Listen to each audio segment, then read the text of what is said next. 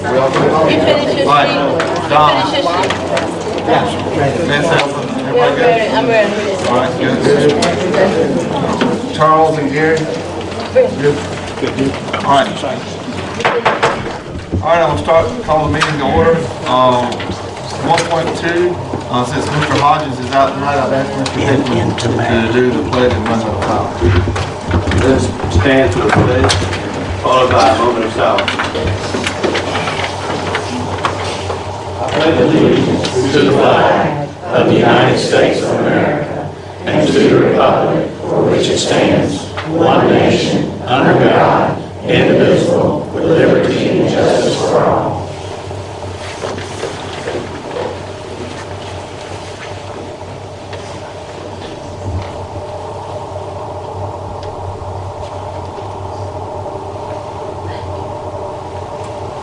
Amen.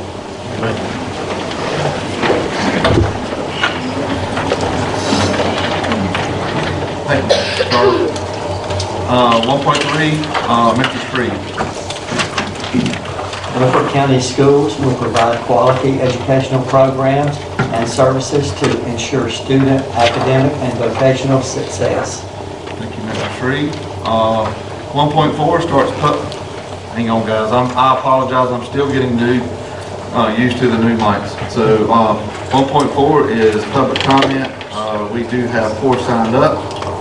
Dr. Cheeseman's going to read a statement. Welcome to the Beaufort County Board of Education meeting. Your presence is welcome and encouraged by the board. We invite comments during the public comment section of the board meeting. This time is set aside for the board to hear comments on programs, policies, and procedures. The board typically will not respond to nor take any immediate action on the concerns expressed, but please be assured the board will take all comments under appropriate advisement. In order to conduct the meeting in an orderly and efficient manner, the following guidelines have been established. Persons wishing to speak should have already registered prior to the board meeting by listing their name, address, telephone number, and topic to be addressed. To maximize participation, comments will be limited to 3 minutes per speaker. Yielding time to another speaker will not be permitted. A maximum of 4 speakers will be allowed to speak on one item. The chairman will invite speakers to the podium in the order in which they are registered. Comments must be issue-oriented. Complaints against any employee will not be heard in public session. Public participation is limited to the public comment section so that the board may deliberate important decisions without distraction or interference. All right, first on the list is Ms. Autumn Wallace from Math Adoption.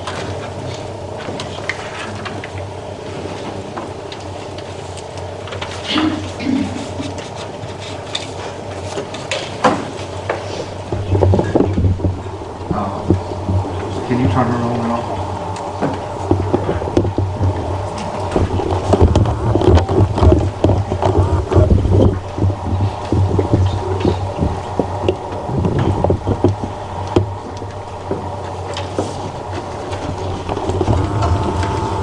All right, 3 minutes.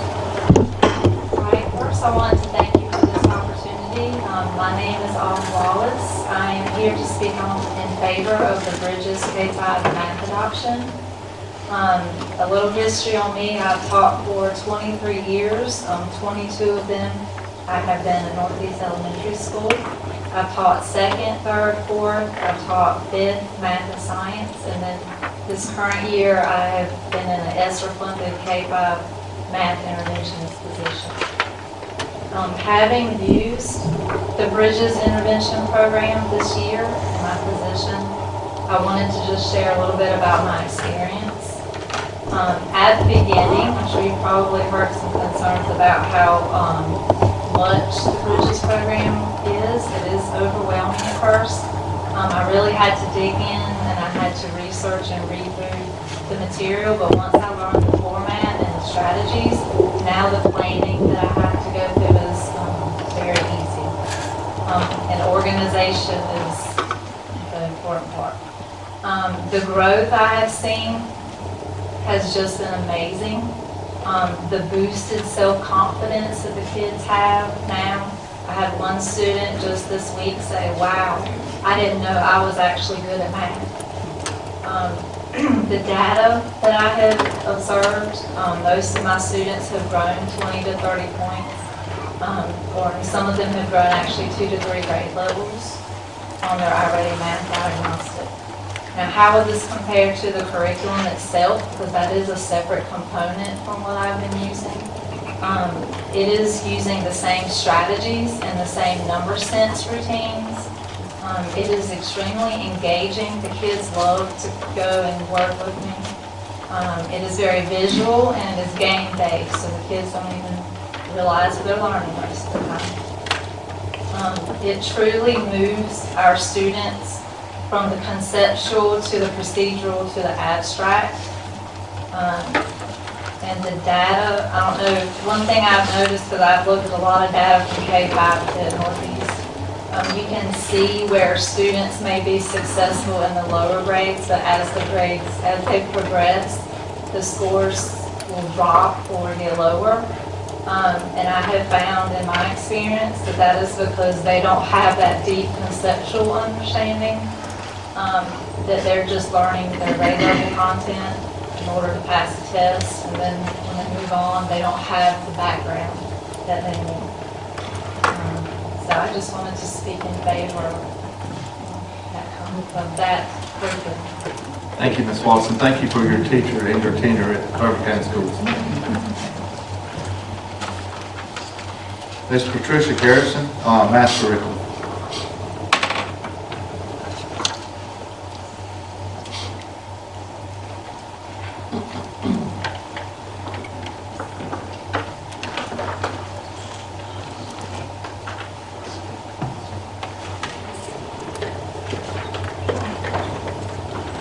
Good evening. You could have heard a pin drop. There was a conference in France where a number of international engineers were taking part, including French and American. During the break, one of the French engineers came back into the room saying, "Have you heard the latest dumb stunt Bush has done? He has sent an aircraft carrier to Indonesia to help the tsunami victims. What does he intend to do, bomb them?" A Boeing engineer stood up and replied quietly, "Our carriers have 3 hospitals on board that can treat several hundred people.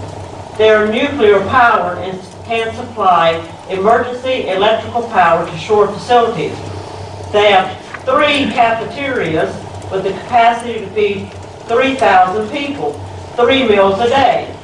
They can produce several thousand gallons of fresh water from seawater each day. They carry half a dozen helicopters for use in transporting victims and injured to and from their flight deck. We have 11 such ships. How many does France have?" You could have heard a pin drop.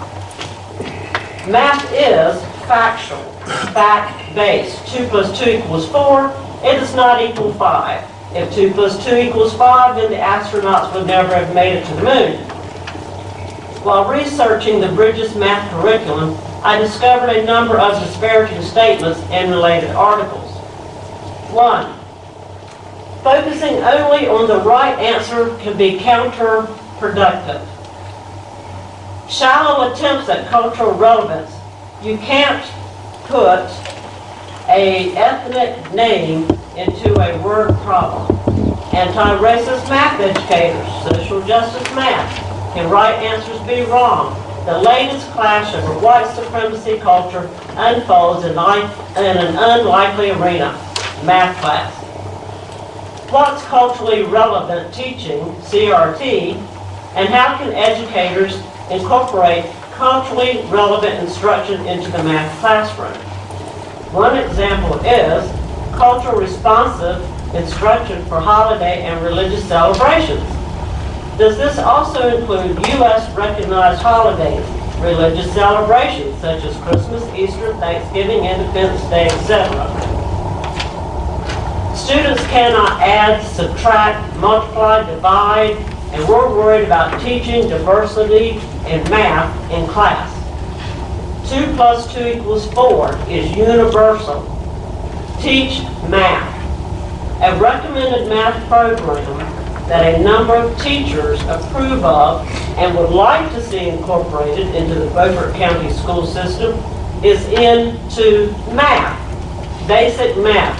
Let's teach our students math, not cultural diversification. Thank you. Mr. Stephen Rader, curriculum.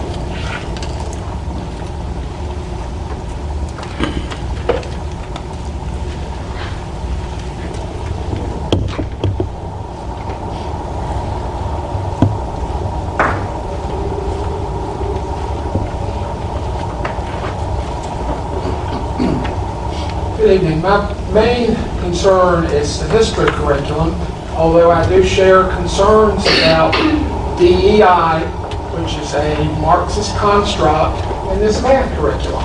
Same old thing. But the first issue I want to raise, I understand there was some discussion at a recent workshop concerning some legislation in Raleigh. And I want to set the record straight on how that started. I had a conversation with Representative Kidwell on a variety of topics, one of which I mentioned to him was that I knew there was some interest in getting a traditional history curriculum, history being the main part of social studies, in our schools. And that one of the best ones out there was the Hillsdale College curriculum that was being looked at. But there was some pushback that, oh, that's not approved by DPI. Of course, the law doesn't require it to be approved by DPI. You can adopt something that's not on DPI's list. That's not a legal requirement. But to try to give some additional comfort factor there, Keith and I discussed that, and he mentioned the possibility of doing a local bill, since the legislature approves that. Not that it would require it, but would approve it. So that if this board then wanted to go forward, they would have that comfort level. And I mentioned it to a civic group, local group that was interested in education issues, that sort of went from there. So that's where that came about. Was Keith and I were talking about what would give some more comfort level members of this board that might be concerned about DPI not having it on the list. Now, I'm personally interested in history because I'm a past president of Beaufort County Historical Society. I've always had an interest in history. And it's important to our culture, and I think George Orwell said it best when he wrote, the most effective way to destroy people is to deny and obliterate their own understanding of their history. And that's exactly what the left is trying to do with CRT, with DEI, with ESG. They're trying to politicize it. Something that polling of the Locke Foundation last year found that 71% of North Carolina parents are concerned about political indoctrination of their children in the public schools. That's one of the reasons you're seeing parents pulling their children into other types of education, whether it's homeschool, private school, charter school, whatever. So, Mr. Rader, your 3 minutes are now up. okay. Thank you. And the last on the list tonight is Mr. Buzz Kagan.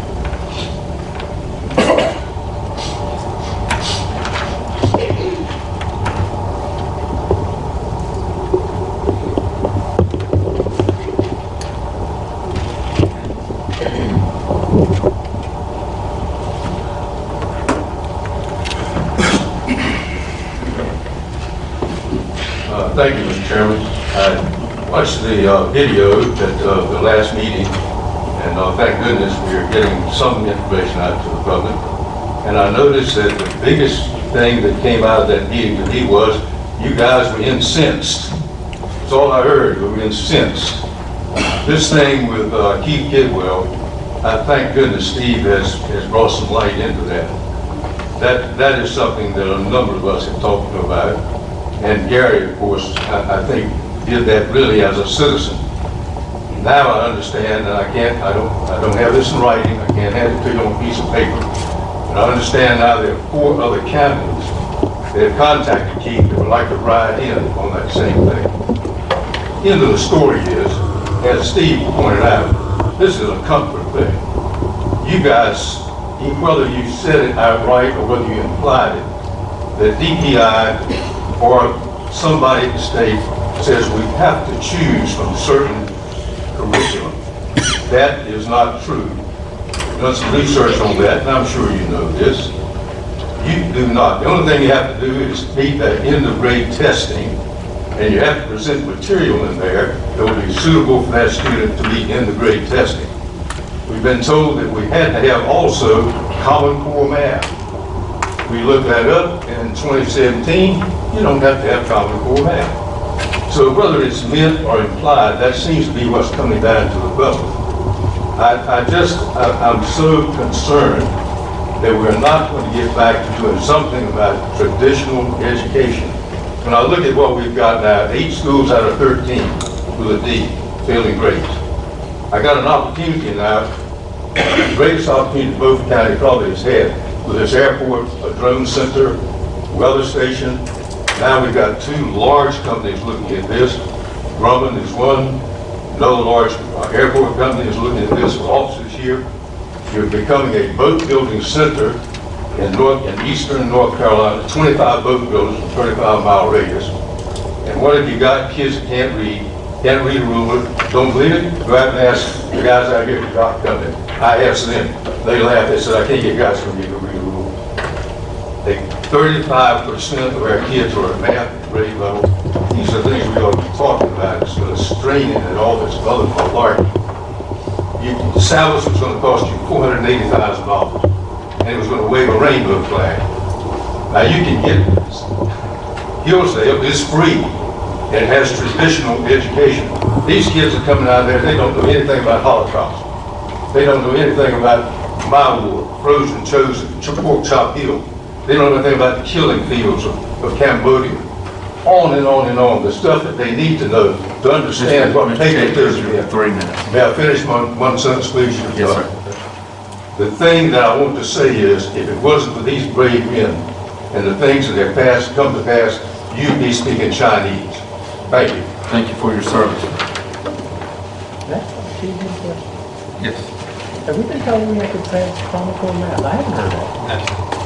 Okay, I just want to make sure I haven't missed a meeting, because I haven't missed one in 12 years. That dissolved in 2017. That's what I thought. Just curious. That dissolved prior to I want to make sure our president was on the front page, on the front row here. We weren't telling them to teach Common Core math. All right, 3.1,